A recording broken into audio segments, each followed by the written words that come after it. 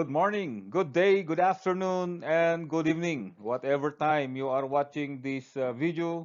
Once again, this is Darlito Bernard G. Delizo welcoming you to the lecture series in the subject Theories of Crime Causation.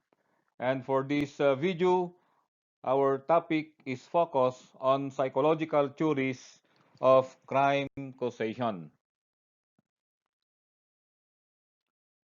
So at the end of this lecture, you are expected to be able to discuss the concepts of psychological theories and to formulate examples based on real life situations using the concept of the theories on crime causation, specifically in the areas under psychological theories.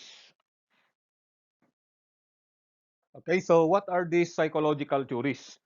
Under the psychological theories, criminologists as well as psychologists believe that one's behavior or criminal behavior is the product of unconscious forces operating with a person's mind. So when speak of unconscious forces, more or less, these are some things that are something or anything that are inside our thoughts that we could not control it right away. No, it may be at this part of moment, then it causes us to behave something or to react to something. And accordingly, in psychological theories, somehow conflicts occur at various psychosexual stages of development, okay, that might impact an individual's ability to operate normally as an adult. Okay, so what does it mean by that psychosexual? So, according to Merriam-Webster, psychosexual is anything that is relating to the mental, emotional, and behavioral aspects of sexual development, or relating to mental or emotional attitudes concerning sexual activity. So, something like when we were born, okay, whether we like it or not, naturally, our sexual uh, uh, nature also develops, okay, with our age and with our thinking and with our emotion. And somehow, kapag abnormal yung tawag natin yung ating response sa ating psychosexual development, ang tendency nun ay makaka-develop tayo ng aggressive impulse. Okay? So, to understand further, ano nga ba yung psychosexual stages of development? Well, according to Simon Freud, psychosexual stages of development, okay, an individual between or from birth to 2 years old, normally ito yung infant, no? Tinatawag natin. Nandun yung tinatawag nating oral stage, okay? Where an infant achieves gratification through oral activities such as feeding, thumb, sucking, and bubbling. Okay? So kaya sa mga maliit, less than 2 years old, normally, or 2 years old below, pansinin natin na kung ano lang ang hinawakan ay sinusubo. Okay? At minsan, kahit tinutulungan mo yan na magpupo or magwiwi, hindi pa niya kaya. Kasi normally, ang stages ng development ng kanyang psychosexual, yung kanyang isip, yung katawan, yung emotion niya ay anything na inaisusubo niya. Okay? Kaya pinapatulog mo yan with the pacifier and everything o kaya nagtatamb sa kanyan. Okay, so now on ages 2 to 3, somehow the child learns to respond to some of the demands of society, such as bowel and bladder control. Meaning, pag sinabi ng kanyang yaya or kanyang nanay or tatay, sabi niya, oh, pupo ka na, wiwi ka na, so eventually nagre-respond na siya. Okay? So nagre-respond na siya kung anong sinasabi kapag kumbaga sinasabihan mo yung edad na ganyan, normally nagre-respond na yan kung ano yung sasabihin mo sa kanya. Okay? Kaya kapag yung bata less than 2 years old at nagre-respond na sa mga sinasabi, ay more or less advanced yung kanyang psychosexual development or yung kanyang psycho-development. Okay? Ang normal ay sa 2 to 3 years old, yan na yung tinatawag natin nagre-respond na yung bata. Okay? Pag sinabi mong magpupo ka, magwiwi ka, gagawin niya yon. And then between 3 years old to 7 years old, we have now what you call the phallic stage. The child learns to realize the difference between males and females and becomes aware of sexuality.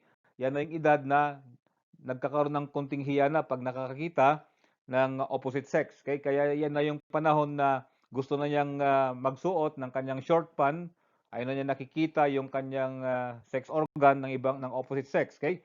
Nagkakaroon na siya ng tinatawag natin ng nag-start na siya na malaman na may difference pala ang babae at saka lalaki. And then kaya dun sa 2 to 3 years old, minsan yung babae na bata hinanakatayo kasi hindi pa niya alam yung difference. Okay? So pero dito sa 3 to 7 years old, natututunan niya little by little yung dapat na gawain ng isang male or female. And 7 to 11, yan tinatawag nating latency stage. Pag sinabing latency stage, no, yan yung kumbaga ay parang walang nangyaring na development, no? The child continues his or her development but sexual urges are relatively quiet. Okay? So hindi pa tinatawag natin hindi meron nagde-develop sa kanyang sexual urges. However, hindi pa ganon, okay, ka-aggressive or ganon ka-obvious, no? Kaya kapag yung bata sa edad na 9, 10 ay medyo nag-flirt na yan, medyo delikado, maaga yung kanyang sexual development. Okay, and finally, kapag narating na niya ng 11 years old and above, sa adulthood na niya, yan yung tinatawag nating genital stage of psychosexual development. Okay, the growing adolescent now shakes off all dependencies and learns to deal maturely with the opposite sex. Meaning, okay, nagkakaroon na siya ng intimate relationship with the opposite sex, and then nagkaroon na rin siya ng sexual urges, no? Yon ang nangyayari diyan sa tawag natin sa genital psychosexual stage of development. Now, sa psychological theories, kapag yan ay na-repress, no? O kaya ay hindi na-control yung mga urges na yan, somehow magkakaroon ng tinatawag nating magkakaroon ng violent aggressiveness yung isang individual na maaring mag-cause sa kanya ng incapability to think properly or to rationalize things, kaya minsan pwede siya mag-commit ng deviant or criminal behavior. Okay, so again, conflicts occur at various psychosexual stages of development that might impact an individual's ability to operate normally as an adult, and that if aggressive impulse is not controlled or is repressed, meaning yan ay hindi napigilan to an unusual degree, some aggression can leak out of the unconscious and a person can engage in random acts of violence. Meaning, hindi premeditated yung paggawa ng kalokohan, kundi dahil nga sa hindi na control yung kanyang aggressive impulse because of the imbalances, no, nung kanyang psychosexual development, ay makakapag-commit siya ng random acts of violence. Meaning random acts, ito ay walang pinipiling oras, walang pinipiling panahon, may pwedeng out of passion, out of anger, ganun lang yan ang nangyayari sa isang tao, no? Na because tawag natin doon sa kanyang naglalaro sa kanyang thoughts or sa kanyang kaisipan. And that's according to Bartol in 2002. So first of the psychological theories, again, psychological, it uses the power of our mind, it uses the ability of our mind. So according to Gabriel Tarde, in his theory of imitation, believe that people learn from one another through a process of imitation. Okay? So something like natututo raw tayo kung ano yung ginagawa natin is we just imitate yung ginagawa ng mga matatanda. Okay? Kaya sinasabi nila ang masamang ginagawa ng matatanda sa mata ng bata ay nagiging tama. Okay? So we just imitate yung mga actions ng iba. So maaring yung actions ng matatanda ginagaya ng mga bata, or nagagaya natin yon sa ating mga napapanood, nagagaya natin yon sa ating nakikita sa ating society. And even criminal acts or criminal behavior is, according to Gabriel Tarde, ay pwedeng nagagaya natin. Now, of course, hindi lamang sa criminal behavior yan. Sa anumang bagay, no, mabuting gawain, masamang gawain, okay? So lahat yon ay pare-parehas kay Gabriel Tarde na they are just product of the process of imitation. And of course, under the psychological theories, no, ang pinaka tawag natin, pinaka most emphasized psychological theories of criminality is the psychodynamic or the psychoanalytic theory that is originated by Viennese psychiatrist Simon Freud. Okay, and it is considered as one of the most prominent theories in psychology or in explaining human behavior, particularly criminal behavior. So again, we learned that in the earlier parts of our lecture that human personality is controlled by unconscious mental processes developed in early childhood, no? Na nung bata ka pa lang, yung experience mo naipon sa yung unconscious mind, eventually those things kapag hindi na control yan, nagiging immature yung rationalization natin, di natin na-realize yung consequence ng ginagawa, so somehow nakapag-commit tayo ng mga criminal acts or criminal deeds. So again, if we go back, according to Simon Freud, our personality contains three major components, the id, the ego, and the superego. So we will discuss once again ano nga ba yung id, ego, and superego in relation to crime causation or in relation to why people commit criminal or some people commit criminal deeds or criminal acts. So the id dictates the needs and desires. It operates under pleasure principle. Okay, so the primitive part of people's mental makeup. It is present at birth. So nung pinangat ka na, mayroon ka ng instinct. Nagugutom ka, nauuhaw, nararamdaman na yan, inaantok, napapagod. Okay? So tawag natin, yan yung tawag ng laman. No? Yung pangailangan ng laman natin, okay, nagugutom, okay, nauuhaw and everything, and even sexual drives. Okay, meron na yan nung pinanganak hanggang sa yung pagtanda. And it represents your unconscious biological drives for food, sex, and other life-sustaining necessities. And somehow, the body would like an instant gratification without concern for the rights of others. Kapag yan ang isang tao ay hindi niya na-overcome yung kanyang id, ang tendency niya maging hedonistic siya. So hedonistic in the sense that importante ay mag-gratify yung kanyang indulgence kahit nababiolate na niya yung rights ng iba. Okay? So kapag yung id ng isang tao ang namuno sa kanyang personality, sa kanyang behavior, tendency niyan ay nakapag-commit siya ng crime kasi gusto lamang niya masatisfy yung kanyang or mag-gratify yung kanyang indulgence or yung gusto ng kanyang katawan. The ego, on the other hand, evaluates the reality of a position of these two extremes. So we call that the reality principle, ano? Na ano yung nararamdaman mo at anong sinasabi ng konsensya mo at ano yung nakikita mo sa realidad. So the ego is the part of the personality developed in early childhood that helps control the id and keeps people's actions within the boundaries of social convention. Okay? Nung we were in nung tayo mga bata or once na natawag natin nag-grow ka during your childhood days, dahan-dahan okay, nakokontrol mo yung gutom mo. Okay, nakokontrol mo dahil nagkaroon ka na ng hiya na masyado kang maraming kumain. Okay, yung pag-inom nakokontrol na, no? Nakokontrol mo na yung tawag ng iyong laman.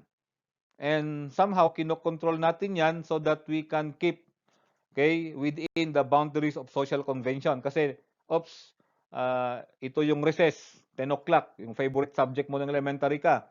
So nung mas malit ka, hindi mo nakokontrol kasi lahat na lang ng oras ikaw ay nagmimirinda. Pero nung ikaw ay nasa school na, somehow, okay, nakokontrol mo na yung ego mo, ay nasa-sense na niya yung reality. So, tinuturuan na niya yung id mo na to follow the social convention na 10 o'clock ang recess, alas 12 ang pagkain. Okay? So, ganun ang ibig sabihin niyan. At pati yung kanyang mga pag-ihi, pagpupo, and whatever. What about the superego? The superego, on the other hand, okay, counteracts the id by fostering feelings of morality. Siya yung kumokontra. Ops, bawal yan. Yung sexual urge mo na yan. Huwag mong gawin yan. You desire a woman. Okay? Bawal yan. Okay? Hindi kayo kasal. Hindi mo asawa. So those are the things. At yan yung pinaka-konsensya mo, and yung pinaka tawag natin na ego ideal sa tinatawag natin. Ito yung realidad mo nagagawa ng tama. Ego ideals ang tawag natin. So, it develops as a result of incorporating within the personality the moral standards and values of parents. Okay? So, kung ano yung upbringing mo sa iyong mga magulang, anong upbringing mo sa community, sa iyong church, sa iyong religion, and others. So, yung upbringing mo sa morality, yun ang nag-dictate sa'yo, naging part ng konsensya mo yon. Okay, naging part niya ng konsensya mo, siyang kumukontra doon sa hindi magandang urges ng iyong laman. Okay? So, the ego now is siya yung nagbabalance doon. So, it judges their own behavior, meaning siya nagsasabi kung tama o mali ang ginagawa mo. Whereas yung ego, yun na yung nagra-rationalize. Okay? Because super ego practically is nararamdaman natin yan.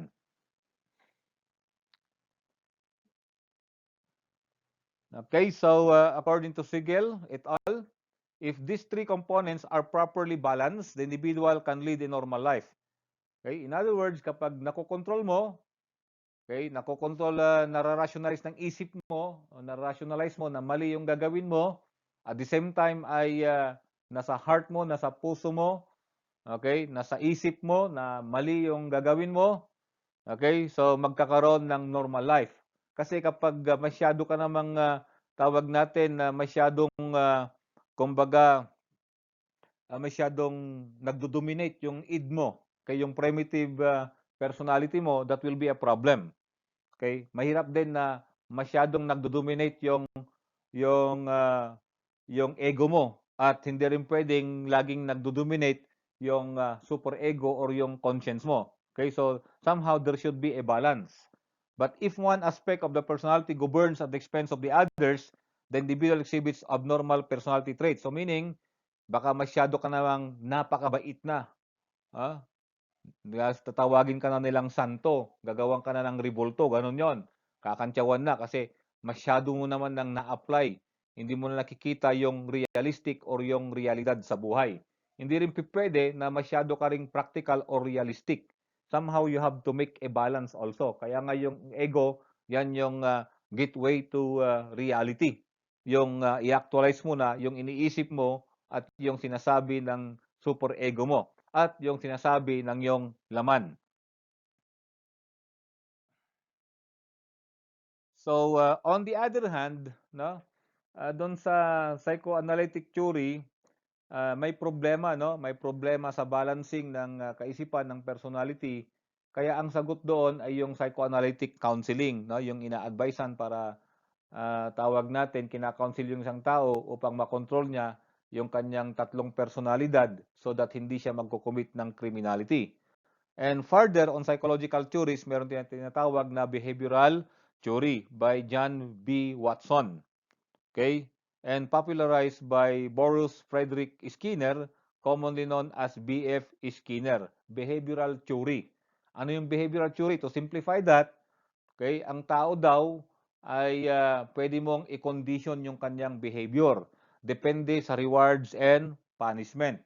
Kaya dito sa aming bahay, say for example, may pabalik-balik dito na nagbebenta kasi na-condition siya na tuwing pupunta siya sa amin dito ay bibili kami. Okay? Kaya minsan kung wala kaming pambili, kawawa. Busina ng busina doon sa labas ng gate namin, no? Kaya every now and then nandito 'yon kasi tawag natin na condition siya na tuwing pupunta siya sa amin ay bibili kami. Okay? So behavior is controlled by unconscious mental processes determined by parental relationship developed early in childhood as what Freud believed, but others do not, like Watson and Skinner. Meaning si Freud naniniwala na ang behavior ay kinokontrol ng unconscious mental processes na na-develop mula sa bata. Pero si Watson sa si Skinner, hindi sila naniniwala doon kay Freud. Okay? Hindi sa unconscious mind, kundi conscious ang ating behavior. Meaning na-condition yung ating conscious mind, sabi ni Watson and ni Skinner. And according to Watson, Skinner, the study of observable behavior rather than unconscious processes, yun sinasabi ko, observable, conscious. Alam mo, Okay? Alam mo yung gagawin mo, alam mo yung outcome, alam mo yung rewards na darating or punishment. So this behavioral theory focuses on particular stimuli. Remember, stimuli is anything that will make us react. And in behavioral theory, ito yung mga rewards and punishment na ating nare-receive. Kapag fruitful yung ating gagawin, ang tendency nun, we tend to behave that way. And we develop that behavior kasi nagiging habit natin yung behavior na yan. Ano? Pag paulit-ulit, nagiging habit na natin. So automatically, gagawin na natin yung isang bagay. So na-condition yung ating behavior based on stimuli or mga anything that will make us react. Okay? So, and human actions are developed through learning experiences. Okay? So, depende sa natanggap natin, depende sa naging consequence ng ginawa natin, so we learn. Okay? Kapag, for example, yung bata, kinalikot niya yung saksakan ng kuryente sa bahay ninyo, nakuryente siya, so, hindi na niya ulitin yon. So, he learned something na masakit yon. Pag inulit niya ulit, nasaktan ulit, so tendency niyan, madidevelop niya yung behavior niya na tawag natin, hindi niya susungkitin yung saksakan ng kuryente sa inyong bahay kasi natuto na siya na masakit yung nandun. Okay? Ganon din na kapag gumagawa ka ng isang bagay at meron kang positive na nakukuha, so you learn something that if you do that, ay tawag natin mayroon kang marireceive. So just like yung mga K9, yung mga tinitrain na mga aso. Dahil mayroong reward, kaya sa paulit-ulit noon, ay tawag natin na condition sila. And they learn to behave that way because of the stimuli. Okay? So behavior is learned when it is rewarded and it is extinguished by negative reactions or punishment. Just like what I said a while back. So for example, sa mga kriminal, no? Kapag yung kriminal ay na-enjoy niya yung fruit of the crime at hindi siya nahuli, so eventually, he will tend to commit another crime kasi hindi naman siya nahuli at nag-enjoy siya doon sa reward na nakuha niya financially or materially or sexually. Okay? On the other hand, kapag naman yan ay tinatawag natin nakaranas ng punishment, nakaranas ng pain, so eventually that person will tend to uh, stop that behavior because of the negative reactions or because of the punishment he received out of doing something. So, ito yun, ano? Before, the dog, okay, pag tinignan mo siya, nakakita siya ng pagkain or nung kanyang favorite na laruan na buto, he will respond. Okay, so yung kanyang respond ay unconditioned. Now, ngayon, pag ibebel mo, okay, at pag nag-respond siya sa bell, ay mayroong pagkain. So, basically, tawag natin na hindi pa rin siya conditional, ano? Kasi pag may bell at saka yung may pagkain, nagre-respond siya. However, no, kapag yung binigyan mo ng bell tapos mayroong pagkain, kay magre-respond siya dahil mayroong pagkain. So eventually, pag narinig na yung bell, may pagkain, so na-condition na yung kanyang response. Okay? So yun ang natawag nating, by the way, no, before, during, and after. Okay? So before, pag nakita siya ng pagkain, magre-respond siya, that is unconditioned response. Yan. Pero kapag nag-bell ka, magre-respond siya, or nag-bell ka, wala siyang response, okay? So neutral yung stimulus. Pero pag nag-bell ka at may nakita siyang pagkain, magre-respond siya. Okay?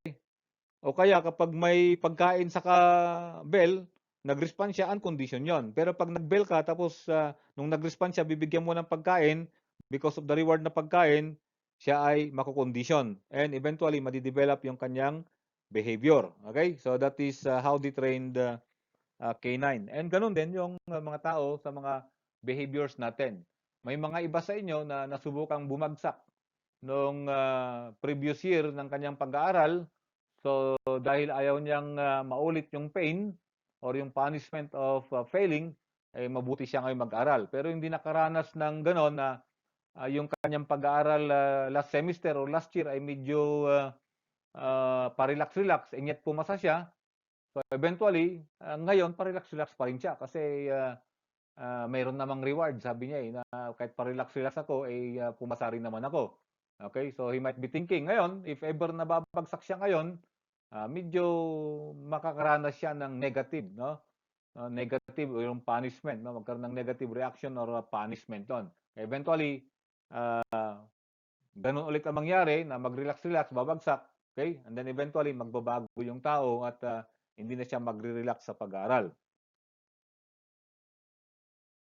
Okay, so what about the social learning or the social learning theory by Bandora? It's a branch of the behavioral theory most relevant to criminology, created by Albert Bandora, a Canadian psychologist, when he said that people are not actually born with the ability to act violently, but they learn to be aggressive through their life experiences. So sinasabi niya na wala tayong nature to act violently, sabi niya. Meaning, malinis tayong papel, sabi niya, na pinanganak. Walang bahid, walang masama. But eventually, sabi niya, because of the life experiences, sabi niya, we learn to be aggressive. Okay? Do not equate this with the life course theory. The life course theory, iba yun. Yung mga negative experiences natin, kung di natin na-handle, pwede tayo mag-commit ng crime. Yun yun. Pero dito, lahat ng experiences, no, whether good or bad, no, or lahat ng masasamang experience ay nagkokos ng masamang behavior. Yun ang idea ni Bandora. And experiences include personally observing others, acting aggressively to achieve some goal, or watching people being rewarded for violent acts on television or in movies. So, nakita nila na ganitong ginagawa at nare-rewardan pa, so gagayahin nila. Okay? So something like pinagbawal na ngayon na ang pelikula ay ang bida ay mga kriminal. Kasi because parang nag-glorify sila, na yumayaman pa sila, sumisikat pa sila sa kanilang paggawa ng crime. Kaya dumami ang mga kriminal noong 1970s and 1980s because ina-idolize nila at ginagaya nila yung mga naging kriminal na ginawan ng pelikula na sila pa yung bida. Okay? So yun ang isang reason because people basically we learn the aggressive behavior or the criminal behavior of others, and particularly we learn to do it kapag nakita natin na may benefit or may reward doon sa pag-commit ng criminal behavior. Further, Bandura claimed that people learn to act aggressively when, as children, they model their behavior after the violent acts of adults. For example, the boy who sees his father repeatedly strikes his mother with impunity, no? Meaning with, we call it with violence, okay, is the one most likely to grow up to become a battering parent and husband. So parang yung study na ginanap doon sa Philippine Military Academy some years ago na they found out na yung mga nangihasing na mga kadete and accordingly sila rin yung mga nakaranas at nakakita ng violence or nakaranas ng abuse or violence nung sila ay mga bata or nakakita ng mga inaabuso. So simply, yung social learning ni Bandora ay yung Bandora's Bobodal. Okay? Na dahil nakikita niya yung mature na tinatadyakan yung tawag natin, tinatadyakan niya yung kumbaga yung dal, ganun din ang gagawin niya. So he learns it kasi nakita niyang ginagawa. Yan. So on the other hand, kapag okay naman yung treatment niya doon sa dal, ganun din ang mangyayari sa tawag natin sa bata, no? Kaya tinatawag na social learning ni Bandora. Then further, okay, the social learning theory of Bandora as related to violence, he believed that violence was something learned through a process called behavior modeling. So behavior modeling. Pag sinabing modeling, yun ang naging model natin. Okay, yun ang pag sinabi kasing model, yun yung ginaya natin. So for example, kapag ikaw ay nag-forge ng signature, yung forged signature ay meron kang model. Yung ginaya mong signature, yun ang model. Okay? So according to Bandora, we learn violence by behavior modeling. And aggressive acts are usually modeled after three principal sources. Ano yung mga three principal sources natin yan? Unang-una yung mga family members natin. So, family life showing children who use aggressive tactics have parents who use similar behaviors when dealing with others. Just like, no, I should not be using it as an example, but it could be, no? Sa nakita natin dun sa Tarlac incident, na yung bata ang more or less nakapag-trigger din sa kanyang tatay na magalit, and something like nakikita natin na yung bata may tendency siyang maging aggressive. Malamang ay nakikita niya yung kanyang tatay na talagang aggressive, or nakikita niya sa loob ng bahay yung nanay sa tatay na ganun siguro, kaya somehow yung bata ay hindi niya naisip, no, na mali yung kanyang ginagawa, na nakikigalit siya doon sa mga would-be victims that time. Okay? So, yun ang idea ni Bandora. These are some of the sources of social learning natin. Unang-una yung family members, si kuya, si ate, si tatay, saka si nanay. So, if they are good, eventually, mas malaki yung chance na magiging good ka. But if they are bad, malaki rin yung chance na magiging bad ka. What about the environmental experiences? The environmental experiences, people who reside in areas where violence is daily occurrences or occurrence are more likely to act violently than those who dwell in low crime areas whose norm is stress conventional behavior. Ano yon? Kapag nakatira ka sa squatter area kung saan nakikita mo mas maraming kalokohan ginagawa, ang tendency nun ay nakikiuso ka rin sa kalokohan na ginagawa. And accordingly, those who are living in low crime areas, tendency daw, mas mababait din yung mga tao kasi wala silang model. Okay? Wala silang behavioral model doon. What about the mass media? The mass media, yun na yun, yung napapanood natin sa mga pelikula. So we model, we make them a model or our basis of, we call it making our own behavior. So films and television shows commonly depict violence graphically. That's why dahil ang mga bata ay nasa learning stage niyan, so meron tayong mga kumbaga rated ng ating mga pinapanood, rated parental guidance, rated R, mga ganun, no? So yan ay ginagamit para wag ipanood sa bata kasi the children may imitate or may learn from those things na nakikita nila, okay? They do not necessarily imitate, but they are going to learn from them. So, more or less, malapit siya sa imitation. Then, moreover, violence is often portrayed as an acceptable behavior, especially for heroes who never have to face legal consequences for their action. No? Yung sinasabi ko mga naging kriminal na ginagawang bida, yun ang problema doon. Nagiging model ng mga tao, so they will, you call that the social learning through mass media.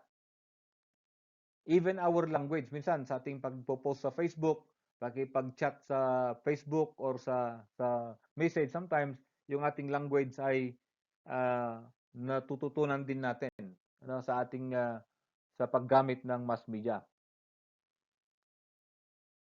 So let's move on further. Another psychological theory is the cognitive theory. Okay, this is theory that studies the perception of reality and the mental processes required to understand the world we live. Anong ibig sabihin yan? Cognitive theory.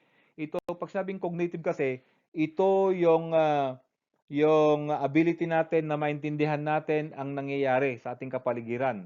So for example, in the learning process, meron kami tinatawag na cognitive objective at meron kaming affective objective at meron kaming tinatawag na psychomotor objective. Ano yon? Pag nagtuturo kami, yung cognitive objective namin, kailangan maunawaan at maintindihan at ma-recall ng mga bata yung concept ng pinapag-aralan. Pag sinabi mong affective naman yan yung na-appreciate ng bata yung importance ng tinuturo. Kapag sinabi mong psychomotor naman, objective, ito yung pagturo sa mga estudyante na gawin or i-actualize yung kanilang tawag natin pinapag-aralan. Okay? So kaya pag sabing cognitive theory, it has something to do with our perception of reality, meaning yung nakikita natin, no? Yung ating naranasan through our five senses. and how we process them and how we understand these things. Okay, so it focuses on mental processes. How do we understand and process the things that is going around us? And the way people perceive and mentally represent the words around us. So, yun ang titignan natin, no? Kung paano sa tingin natin at sa isip natin, okay, ang mundo na pumapaikot sa atin. And adolescents who use information properly, who are better conditioned to make reasoned judgment, and who can make quick and reasoned decisions when facing emotion laden are the ones that can avoid antisocial behavior choices because nakita mo sa realidad yung magiging consequence. Okay? So, if you have that reasonable mind, okay, reasonable thoughts, chances niyan ay hindi ka magko-commit ng o i-avoid mo ang antisocial behavior because naintindihan mo anong magiging consequences niyan. Naintindihan mo kung mali o tama yung ginagawa mo. Okay? So, cognitive, on the other hand, or cognitive perspective contains several subgroups, yung moral and intellectual development branch natin. So in other words, okay, meron tayong development ng ating morality at yung ating intellectuality. Meaning, habang nag-grow tayo, hindi lamang yung psychosexual natin ang nag-grow, even yung ating sense of what is right and what is wrong. At yung kaalaman natin or yung capability ng ating karunungan, no? Yan, which is concern how people morally represent and reason about the word. So, that is your cognitive perspective or cognitive theory. What are the examples? So, Jane Piaget, a Swiss psychologist, the first to make a systematic study of the acquisition of understanding in children based on his cognitive development theory. Okay, so sabi niya, mas maintindihan natin yung mga bata based kung ano yung development ng kanilang kaisipan. Okay, development ng kanilang morality. Okay? So, ano yun? He hypothesized that the child's reasoning process develop in an orderly manner. So, kagaya ng ating psychosexual development stages, ay merong siyang hindi pwede na yung 3 years old, naghahanap niya ng sexual intercourse, hindi pwede. Napaka-abnormal nun. Okay? So, mayroon siyang stages. Yan. So, kailan nag-start, nagkakaroon ng sexual desire ang lalaki or babae sa opposite sex. So, mayroong stages niyan. Okay? Hindi pwedeng 3 years old or 4 years old. Okay? So, ganun din sa ating isip at yung ating morality at yung ating understanding or intellect, no? Pangunawa natin sa kapaligiran natin ay meron din siyang stages. Huwag mong pilitin na maintindihan ng bata yung realidad. Kailangan mong explain sa kanya yung consequences ng kanyang ginagawang hindi tama. Okay? Kailangan mong explain sa kanya ano yun. Ano yung mga bagay na yun. Okay? So, what are these 4 stages of cognitive development ni Jane Piaget or Piaget? So,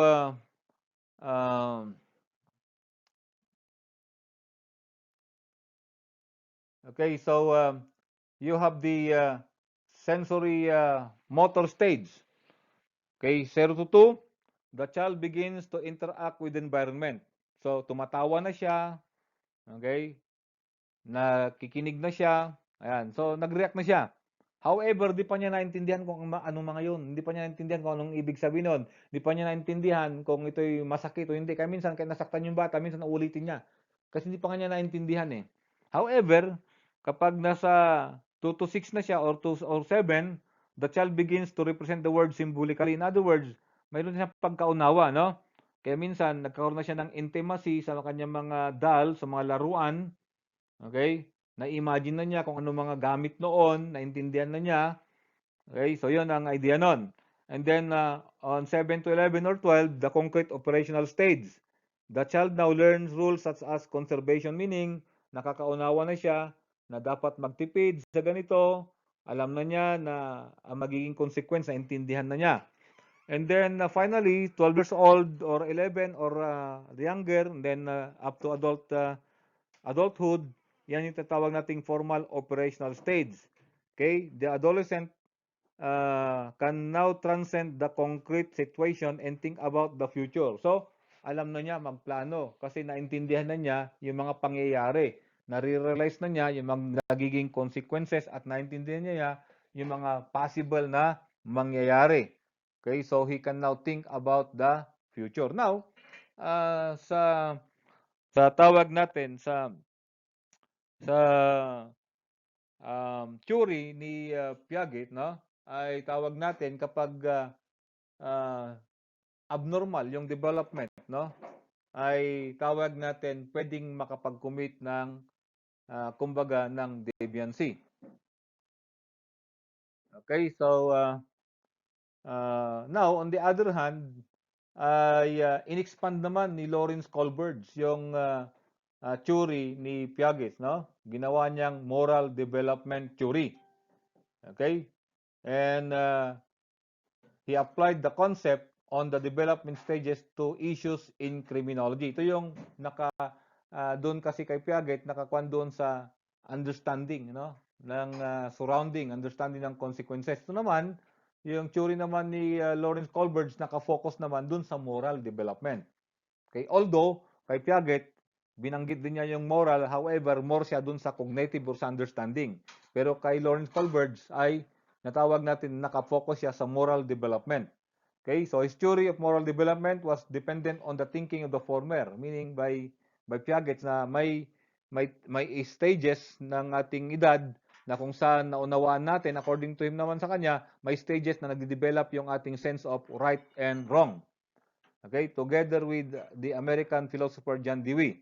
He suggested that people travel through stages of moral development and that it's possible that serious offenders have moral orientation that differs from those law-abiding citizens. In other words, yung mga criminal daw, iba yung naging orientation nila sa morality.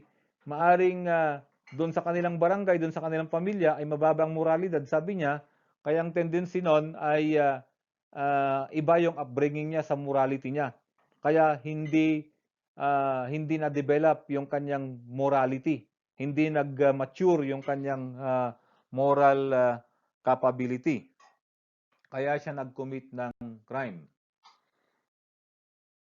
Okay, so he and his associate, si Kohlberg, found out that criminals were found to be lower in their moral judgment development than non-criminals of the same social background. Meaning, okay, yung mga criminals daw ay hindi na-develop nga yung kanilang sense of what is right and what is wrong and what is evil and what is good. And for those na hindi criminal, accordingly, ay tawag natin ay mas maganda yung development ng kanilang moral judgment. Moral development theory also suggests that people who obey the law simply to avoid punishment or who have outlooks mainly characterized by self-interest are more likely to commit crimes. In other words, yung sa moral development theory, ang mga tao na obedient, okay, ay hindi sila nagko-commit ng crime, okay, kasi ayaw nila ng punishment. At the same time, alam nila na tawag natin na masama 'yon. On the other hand, yung mga tao naman na ang inisip lang ay yung self-interest nila, ibig sabihin mababa yung morality nila. Kaya sila yung most likely na nagko-commit ng violations. Okay?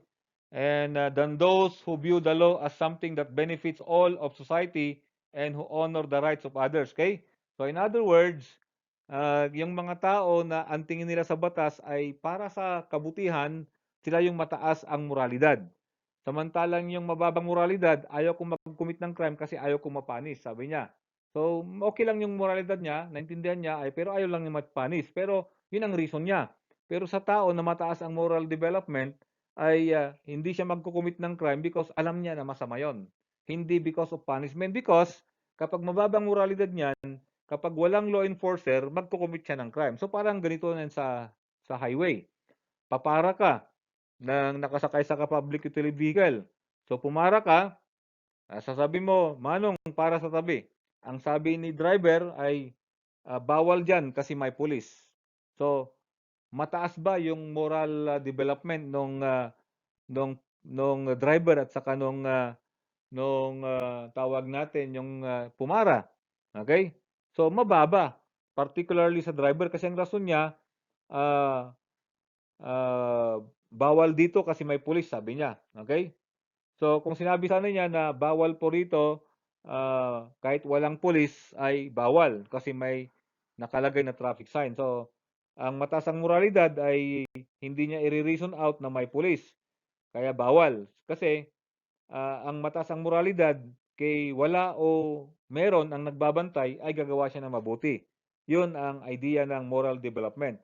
Samantalang yung mababa ang moralidad, okay, nagiging mabait siya kung may nagbabantay. Kung walang nagbabantay ay tawag natin ginagawa niya yung kalokohan. So that's the idea of that moral development theory. Okay?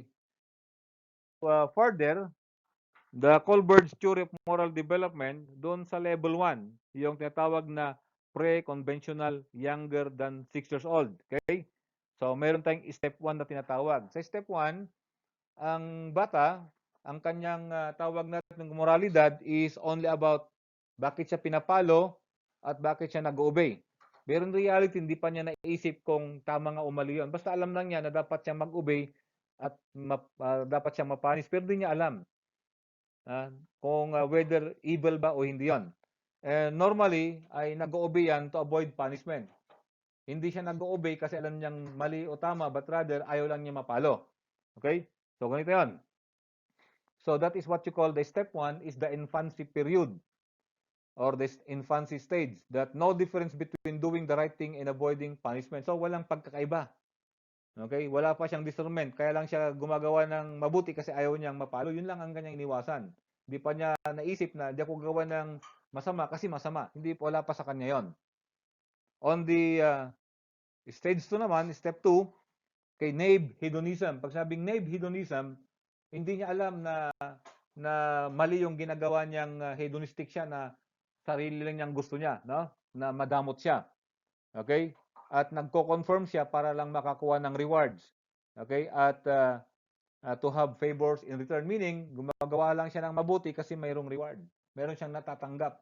Kaya mo siya nautusan na maghugas ng pinggan kasi meron siyang nakukuha na pera sa'yo. Pinapa-Jollibee mo yung ading mo, yung kapatid mong maliit.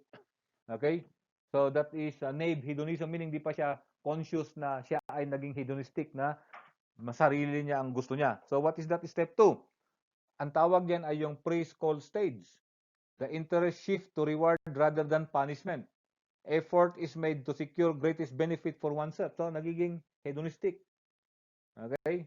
Naging hedonistic siya kasi gagawin lang niyang mabuting bagay kasi may reward.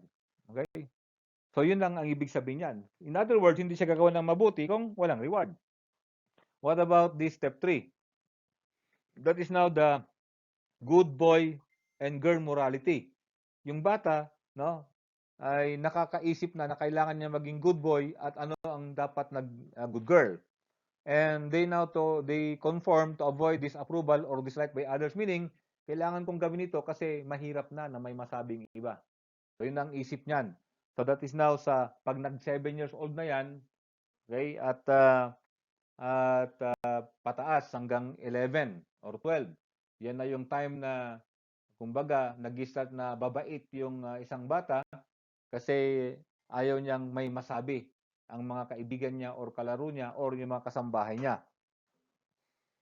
So that is now what you call the school age. Yan na yung nag-grade 1 ka na or grade 2, effort is made to secure approval and maintain friendly relations with others. Okay? So, nagiging pala kaibigan na, no? Gusto na niya na may kaibigan siya. So, gumagawa siya ng mabuti para mawin niya yung kaibigan niya. So, ganun yon. Kaya yung mga batang ganyan, medyo mapagbigay yan kasi gusto nila may kaibigan sila.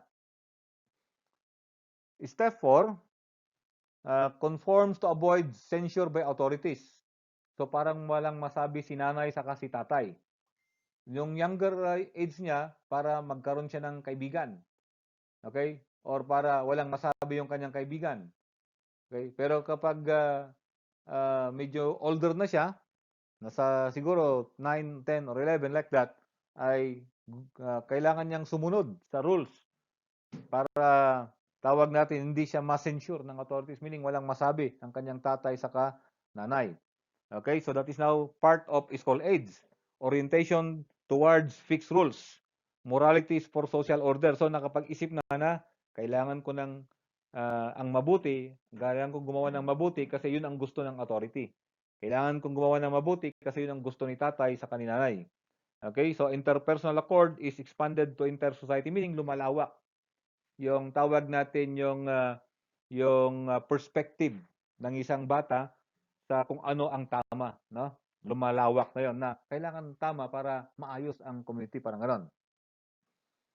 Step 5, conforms to maintain communities and emphasis on individual rights. Meaning, ito na yung pag medyo puberty na yan, pupunta na siya sa teenager na yan, okay, so kailangan niyang mag-conform or gumawa ng mabuti.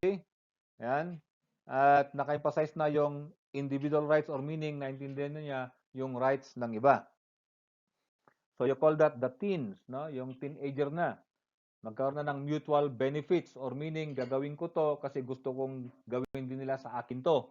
Mayroong reciprocity. Kailangan kong mag-conform para ganun din gawin nila sa akin. Okay? So, morally and legally rights are not always the same. Okay? So, somehow, itong batang ito ay nakakaisip na siya ng self-sacrifice. Meaning, naintindihan na niya ang magpabigay. Okay? Kung ano yung mabuti para sa kanyang kaibigan or para sa marami. So nag-start na siya nagkaroon ng ganyang moralidad. Nagkaroon na siya ng sense of, we call it concern sa ibang tao. Yan, kapag ganyan mga edad. Kaya pag tawag natin, yung mga 14, 15, 16, madaling ma-entice niyan sa mga rally, sa mga strike kasi yan yung beginning na nagkaroon na sila ng concern sa kanilang community. Yung concern nila sa ibang tao. Okay? Yan yung mga nakukuha ng mga New People's Army. Okay, so further sa teenager na yan, pag medyo pa-adult na siya, okay, yan na yung individual principles of conscience, meaning nagkaroon na siya ng morality na ito na yung aking prinsipyo. So morality now is based on principles that transcends mutual benefits. So ito ang aking ginagawa para sa kabubuti ng lahat. Okay, so meron ka ng personal or individual principle sa buhay, no? Kung anong mabuti. Okay, so sa theory ng moral development, so sinasabi ni Colbert na yung hindi nag-develop yung kanyang concern sa ibang tao, ay tawag natin sila yung may tendency na mag-commit ng crime kasi they are not concerned on the rights of others. Hindi nag-develop yung morality nila. Okay? Hindi nag-develop yung tinatawag natin yung morality na kailangan nilang mag-confirm para ma-maintain ang community or para ma-observe ang right ng iba. Okay? Hindi nag-develop yung morality na wala siyang personal na prinsipyo on what is right and what is wrong. Okay, so that is the Colbert's theory of moral development. Okay, so what about the intergenerational transmission theory? Intergenerational generation, no? Sa tawag natin sa henerasyon niya, no? Nagtatransmit yung criminal behavior. Sir, kaparehas ba yan ng evolutionary or biological theory? No. Sa biological theory, nakabase yan doon sa genes ng tao na minamana. Pero ito naman hindi. Take note, psychological theories ito. Ito yung mga nakikita at natututunan sa tawag natin sa mga nakikita natin or sa ating environment. Okay, so accordingly, criminal and antisocial parents tend to have delinquent and antisocial children as shown in the classic longitudinal surveys by Joanne McCord in Boston and Lee Robbins in St. Louis, no? Pag sinabing nasabi nila na kapag yung mga antisocial mga magulang, okay, mataas yung possibility na yung kanilang mga anak ay magiging delinquent din at magiging antisocial. Yun ang tendency nun. Kasi yun ang nangyari sa longitudinal surveys na ginanap ni McCord at ni Robbins. Ano nga ba ang longitudinal survey?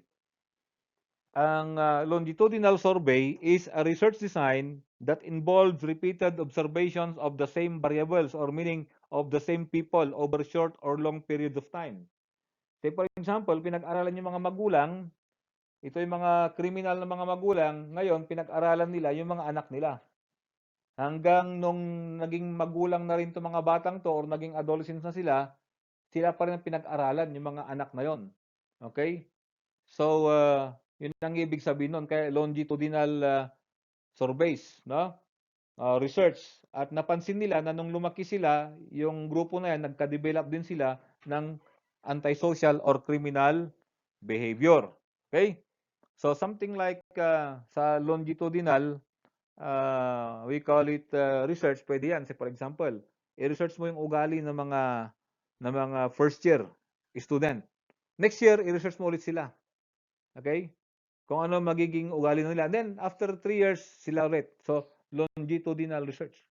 So, titignan mo kung ano yung development ng kanilang behavior. So, that could be longitudinal survey. And the most extensive research conducted in Cambridge study in delinquent development, okay, they found out na ang tinatawag natin may bearing talaga yung criminal families, okay? So the most extensive research on the concentration of offending in families was carried out in Cambridge study. Okay? Na nakita nila na kapag yung ama ay convicted mother or brother or sister, pwede nilang ma-predict na tawag natin ay yung mga relatives or yung mga anak ay magiging criminal din later on. Okay? Kasi mayroong generational transmission theory. Anong ibig sabihin nun? So parang social learning naman yan. Kanya lang ito, ang nakafocus lang yan dun sa family. No? Na natututunan kasi sa family. Kaya ganun na every generation ay may mga naging criminal because of that, no, na natututunan within the culture of the family. Okay? So ganito 'yon, ano? Yung tatay, minamaltreat na yung anak. Kaya tong si anak nung lumaki, may tendency na siya ay mag-commit ng violence or mag-child maltreat din kasi nagkakaroon ng intergenerational transmission. Okay? So, gano'n din, hindi lamang sa anak niya or hindi lamang sa ibang tao, kundi may tendency din siya na gano'n din ang gawin niya sa kanyang asawa, no? Yung kanyang intimate partner. So, gano'n din, vice versa, gano'n din ang gagawin niya pag tawag natin yung mga anak niya. So, sa kanyang generation, may malaking possibility na magko-commit ng crime because they learn it inside, no? They learn it inside the house or the family. Okay, now, we have also the alternative theory, relative or related to the intergenerational transmission theory. Okay? Uh, it beats the famous saying that opposite charges attract. No? Okay, itong alternative theory. Although ito naman ay parang tinatawag na same feather flock together. Okay? So, focuses on assortative mating, meaning yung pag-aasawa. Kapag ikaw ay female offenders, you tend to cohabit with or get married to male offenders. In other words, kapag criminal na babae, may tendency na makipag-asawa siya sa offenders na lalaki. Bakit? No? In the Jundin study in New Zealand, which is also a longitudinal survey, no? Yung ding ganun din na sinundan nila yung grupo na yan after years, and they studied over 1,000 children from age 3 pataas. Okay? So Robert F. Kruger and his colleagues found out that sexual partners tended to be similar in their self-reported antisocial behavior. So kapag ikaw ay drug addict, tendency nun, mga drug addict din ang mapapangasawa. Yun ang sinasabi nun. Kapag may snatcher din yon. Okay? Yan. So children with two criminal parents are likely to be disproportionately antisocial. Kapag criminal yung mga parents, ang tendency nun ay yung mga anak ay merong mga magiging criminal, merong hindi magiging criminal. So disproportionate yung pagiging antisocial nila.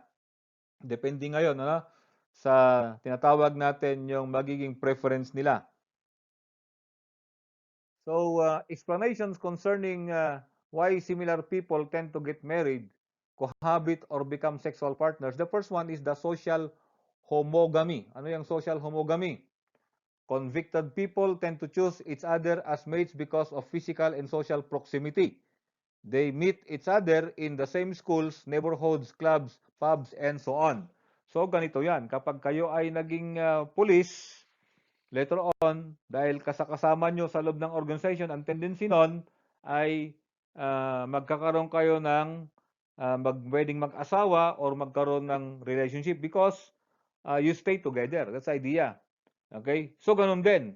Yung mga tawag natin, yung criminal, kasama niya mga criminal, yun ang pwede niyang maging asawa rin na maging asawa niya, criminal offender din. Okay? So, yun ang idea ng social homogamy. Kaya, sinasabi ko palagi, ni-encourage ko yung mga estudyante na you have to do good sa yung pag-aaral. Kasi, kapag ikaw ay naging farmer, anong tendency nun? Mapapangasawa mo, farmer. Pag ikaw ay naging fisherman, mapapangasawa mo, fisherman. Okay? So, kapag ikaw ay naging professional, tendency nun, mapangasawa mo, professional. Kasi sila yung kasama mo palagi. Kasama mo sa social environment, social homogamy, na tawag natin. And we have also what you call the phenotypic assortment. People examine each other's personality and behavior and choose partners who are similar to themselves. So, kapag ikaw ay extrovert, ang hinahanap mong mapangasawa ay yung extrovert din. Pag ikaw ay introvert, yung hinahanap mong pangasawa ay yung introvert din. Kung ikaw ay mahilig sa ganitong bagay, hinahanap mo yung ganun ding mate na ganun ding hilig niya. Okay? Kaya yun ang explain naman ng alternative theory. Kaya dun sa sa criminal behavior, yun ang nangyari nun. Okay? So, tendency nun, yung criminal mag-asawa ng kapwa criminal, so ang tendency nun, mataas yung tendency ng mga anak na maging criminal kasi both na criminal sila. So, papasok na yun yung intergenerational din doon. Kaya sabi ko kanina, they are somehow related. Kasi kapag yung criminal at makapag-asawa nyo ng criminal, so criminal sila parehas. So, tendency nun, criminal ang nakikita ng mga anak. So, magkaroon ng intergenerational transmission ng pagiging criminal sa tahanan. Okay? Now, what is that differential association reinforcement? Okay, so pinag-combine. Pinag-combine ni Ernst Borges at Ronald Akers yung social learning ni Bandura. Remember yung social learning ni Bandura tungkol sa, tawag natin, tungkol yan sa rewards and punishment. So we learn because of rewards and punishment. At isinama nila yung theory ni Sutherland na differential association theory. Ano yon? Yung kapag kasama mo criminal, nagiging criminal ka. Okay, so pinagsama nila, kaya tinatawag nila ni Borges at si Ronald Akers na differential association reinforcement. Okay, so what does it mean? The presence of criminal behavior depends on whether or not it is rewarded or punished. So yun yung kay Bandora's thinking na ang criminal behavior ay depende kung may reward or punishment na consequence ng pagiging crime. Okay? And further, the most meaningful rewards and punishment are those given by groups that are important in an individual's life. Ito na yung social or the differential association na tinatawag natin. Yung influence ng yung kasakasama. So, ito na yung second part niya nung differential association reinforcement na sinasabi na kapag yung reward ay nanggagaling sa mga mahalagang tao sa iyong buhay, okay, nare-reinforce yung behavior. Okay, so the most meaningful rewards and punishment are those given by groups that are important in an individual's life. Okay, the peer group, yung mga kaibigan, the family, teachers in school, and so forth. People respond more readily to the reactions of the most significant people in their lives. If the criminal behavior elicits more positive reinforcement or reward than punishment, such behavior will persist. In other words, kapag yung mga okay lang sa mga kapamilya niya, sa kaibigan niya, yung ginawa niyang kalokohan, ang tendency nun, nagkaroon ng positive reinforcement at magpipersist yung kanyang criminal behavior. Pero, kapag sinabi ng kanyang mga mahal sa buhay na yung kanyang ginawa hindi tama, ibang reaksyon nila sa kanya, eventually, okay, malaki yung influence ng kanyang mga kamag-anak at mahal sa buhay, kaya matatanggal yung kanyang criminal behavior. Okay? Kaya sinabi ni Borges and Akers na differential association reinforcement. It talks about the rewards and the association or the influence ng mga kasama. What about async conditioning theory? So, almost the same with Bandura, yung conditioning theory. Hans G. Eysenck claimed that all human personality may be seen in three dimensions, such as psychoticism, extroversion, and neuroticism. So, mayroong psychological test ito. Okay? Sa psychological test ka, tapos titignan kung ano ka. Mayroon ka bang pagka-psychotism, mayroon kang pagka-extroversion, or mayroon kang pagka-neuroticism. Okay? Kapag mataas yung score mo sa test na bibigay ng psychologist, then um, tawag natin, ikaw ay aggressive. Okay? Aggressive ka at sarili mo lang gusto mo, ang importante, egocentric ka at impulsive ka.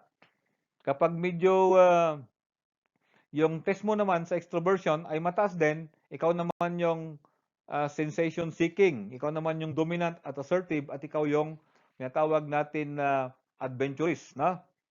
Then if you score high on neuroticism, okay, mababa ang yung self-esteem, mababang tingin mo sa sarili mo, mahiyain ka at matakutin ka, at tawag natin pabago-bago yung mood mo, yung emotion mo. Okay, so may test niya na ginagawa, no?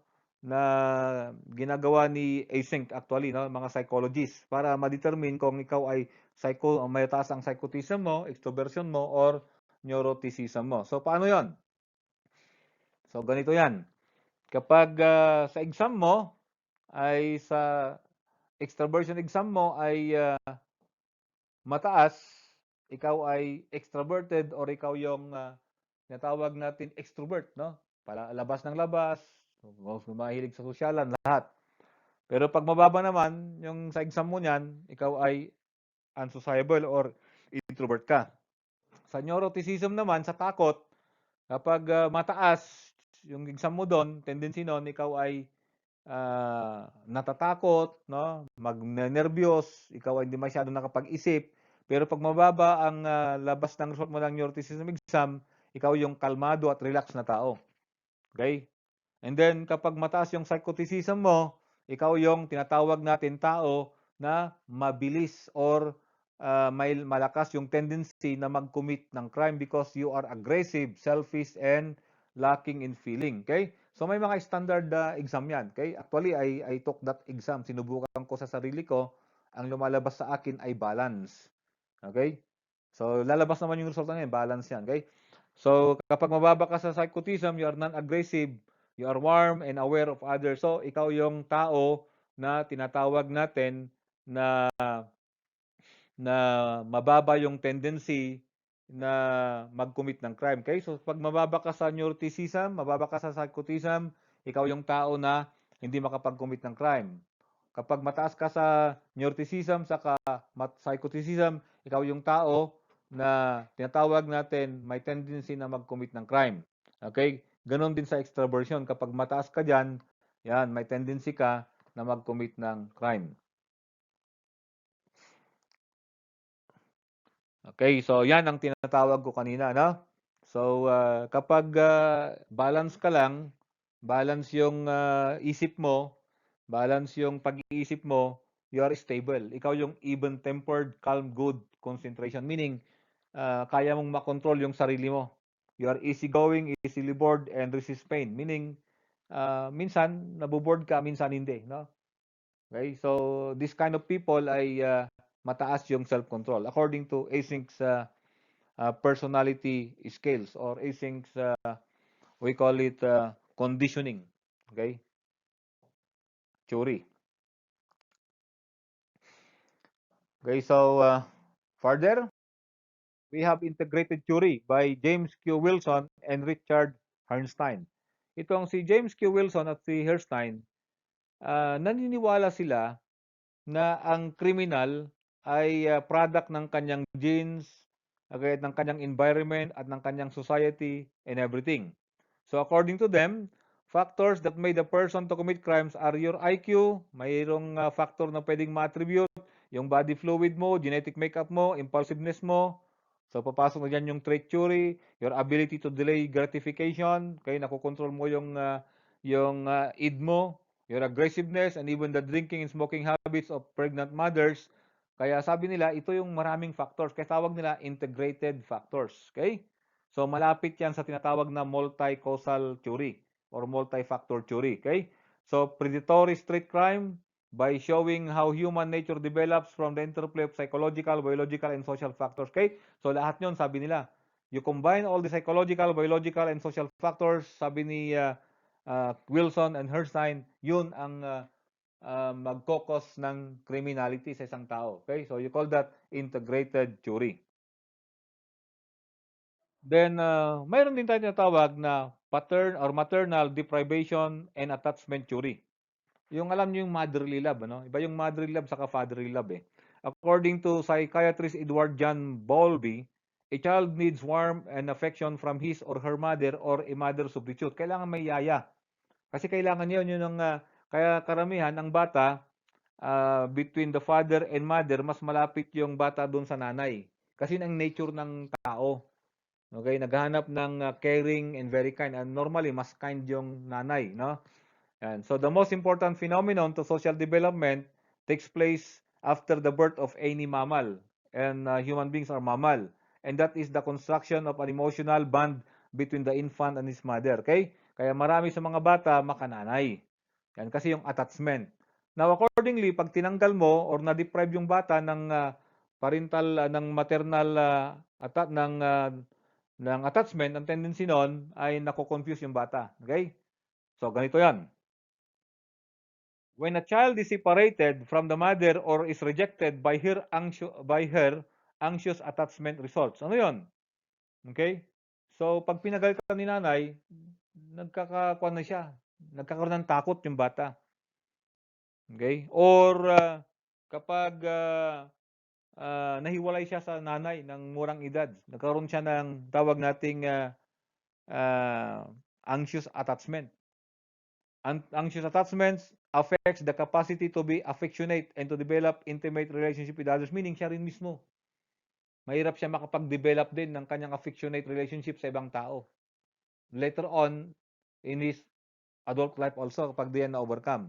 So habitual criminals, it is claimed, typically have an inability to form bonds of affection. Yung mga psychotic, okay, ay tawag natin, hindi sila loyal, wala silang intimate or hindi sila nakapag-form ng bond, meaning yung matagal na relasyon. Okay?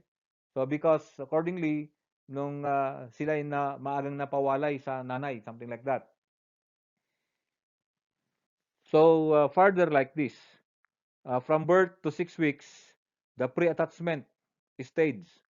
Baby shows no particular attachment to specific caregiver, meaning wala pa, kukunin ni tatay, ni nanay, si kuya, si ate, walang problema. Pero kapag kuwan na yan, 6 weeks to 7 months, infant begins to show preference for primary and secondary caregivers. Imagine, nagkaroon na siya ng indiscriminate stage, meaning, kumbaga, mas prefer niya si nanay or mas prefer niya si tatay, so depende yung palagi. Nakasama niya. Pag palagi nagagalit si nanay, siyempre mas malapit siya kay mas prefer niya si tatay. Then kapag 7 months, kay above, pataas na yan, naging discriminate na, meaning, nagkakaroon na siya ng strong attachment to one specific caregiver. Kung sino yung mabait sa kanya, yung malapit sa kanya, yun ang gusto niya. Okay? Yun palaging gusto niya. Walang ibang gusto. Now, mayroon din mga bata na multiple ang stage development. Okay? Normally, kapag 10 months pataas, so nakaka-develop na siya ng social relationship. Okay? So yun ang ibig sabihin niyan. Stages of development ng attachment ng bata. Okay? Kaya normally, mas maganda, according sa psychiatrist, mas maganda yung nanay. Kasi yung motherly love na tinatawag natin. Okay? So yun ang expectation sa mga nanay. Now, what happens when a child, okay, with insecure attachment meaning walang masyadong na-develop na attachment sa nanay or whoever na yaya niya, okay, tendency nun, he will avoid people, maging introvert siya. Or malimit siyang magalit, na siyang matatakot, nagninervyos, o kaya naman nagtatantrum, exaggerate distress. Or minsan naman, he refused to talk with others or to engage with others. Naging introvert siya. And that is not what you call a good sign sa bata paglaki niya. Tendency niyan, magkakaroon siya ng pagiging neurotic later on. And somehow, maaring magkokos later on sa kanya ng criminal activities. Okay? So yon ang maternal deprivation and attachment theory na tinatawag natin. Okay? So kaya ang bata, importante na may nag-aalaga. Kaya yung mga bata na iniiwan ng mga magulang, kung sino lang nag-aalaga, tapos hindi pa ganun parang nanay yung pag-alaga, ang tendency nun, nagiging ganun ang yung bata, naging isolated siya. No? O kaya nagiging criminal siya. So, those are the psychological theory. Now, ano naman ang sinasabi ng banal na kasulatan tungkol sa ating pag-iisip? In Romans chapter 12 verse 2, the Apostle Paul reminded and encouraged the Roman Christians when he said, "Do not be conformed to this world, but be transformed by the renewing of your mind, that by testing you may discern what is the will of God, and what is good and acceptable and perfect." So sabi niya, yung isip mo, wag mong gayahin yung isip ng pagmumundo, ng mundo, sabi niya. Kailangan baguhin mo yung isip mo, i-transform mo yung isip mo, i-renew mo yung isip mo. Huwag kang sumunod sa isip ng mundo. Huwag kang sumunod sa mga, lalong-lalo kapag yung kaisipan, yung mga pag-iisip na masasama. Huwag mong sundin yon. Pero pag pag-iisip na magaganda, yun ang sundin mo. Okay? That by testing, you may discern what is the will of God. Meaning, okay, kapag sinusubukan mo ang bagay-bagay na yan, no, ay tawag natin, maintindihan mo. Okay?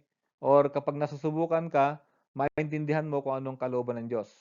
Kung ano ang tama at acceptable at perfect. Okay? So, yun ang idea ng ating Bible sa ating psychological. Kailangan baguhin yung pag-iisip natin. Isip na mabuti, hindi yung isip ng mundo. Okay? So, that is Romans 12:2. Okay? So, that's all for this lesson, Psychological Theories of Crime Causation. Thank you for listening. Do not forget to subscribe and click the notification bell. And once again, thank you very much and God bless you all.